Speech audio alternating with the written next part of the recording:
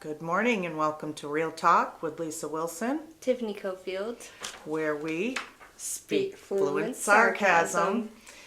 Today we're going to talk about a serious subject for sellers, and that is renovations and updates. What if you're thinking about selling your home either today, next month, next year, in the next 5 years? What kind of updates and home renovations have the highest rate of return on that investment that you're going to put into it? Well, 95% of homeowners have some sort of plan to do a major renovation on their current home. Only 50% of those people probably have the money for that. Yeah. Chances are you're going to spend more money than you think on that project as well, because things pop up during renovation. I remember remodeling a house and helping my husband. I thought I was helping my husband, and he's probably going to sit back and laugh at this now. We were gutting the main bathroom in the home, and I inadvertently busted a water line. Oh no. I was promptly sent home and away from the project, but you know, things come up that you don't anticipate, so there's always an added expense. And I can laugh about it now, he does too, but yeah, dingy me. Don't ask me to help with home renovations. But how do you know which renovation is going to give you the highest return? Overall, homeowners now are getting about 60% return on any investment they make in a renovation or update.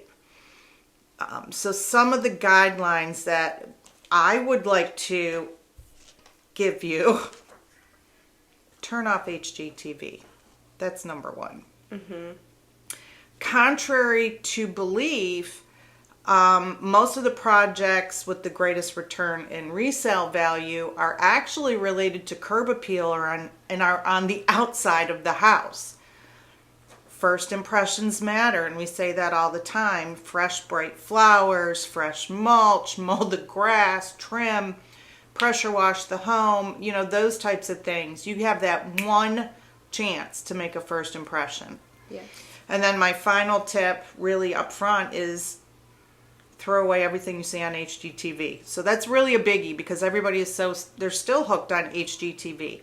Ignore the crap on HGTV. Yeah, it's nice to watch. It's a lot of fun, but ignore it when it comes to making these improvements. So I printed a list of some of the most popular home renovation projects and what their probable rate of return on investment would be when you go to sell your home. You might find these interesting. HVAC. So you put in a new HVAC system. You can expect to see about 103% return on that. So that's a great investment. And a roof, the same thing. You know, roof wasn't actually on this list, but a roof is a great investment if the house needs a roof. If the house doesn't need a roof, don't put a roof on it. Garage door replacements, believe it or not, that has 103% rate of return on it as well. Wow. Some of these boring, blah, beat up, dented, crappy looking garage doors, you'd be surprised how a $1,500, $2,000, even $3,000 investment, depends on the size of your garage and how fancy you want to get. The garage door matters. Yes. So 103% return on that. Entry door replacements. Doors are expensive. I mean, we've looked at them ourselves, and they can get real pricey. We have a double door on the front entrance of our house, and we've never replaced it because of the cost. But you can expect about 101% return just by replacing that entryway door. You know, new siding, putting stone in the front of the house, things like that. Those are all other updates that you might break even. It might be a little bit under what you invest. A mid-range basic kitchen remodel. New cabinet fronts, new countertop, flooring, and appliances. You might be surprised to learn that you get about 86% of your investment back on that. Final window replacement is about 70%. A bath remodel, just mid-range, can net you back 67% of what you invest.